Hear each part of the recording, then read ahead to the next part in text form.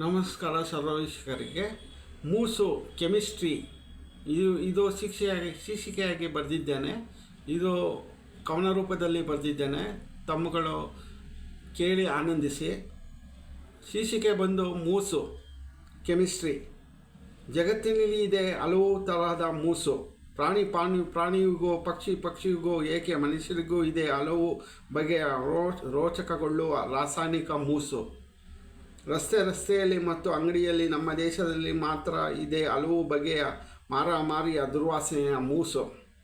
ಮಕ್ಕಳು ಮತ್ತು ವೃದ್ಧರು ಮಾಡಿಕೊಳ್ಳುತ್ತಾರೆ ಕಾಚದಲ್ಲಿ ದುರ್ವಾಸನೆ ಬರುವ ಸೂಸು. ಪ್ರಕೃತಿ ಋತುವಿಗೆ ಒಂದು ಮೂಸು ಅದಕ್ಕೆ ಜನರು ಸೇರಿಸುತ್ತಾರೆ ಒಗ್ಗರಣೆಯ ಪೇಸ್ಟು.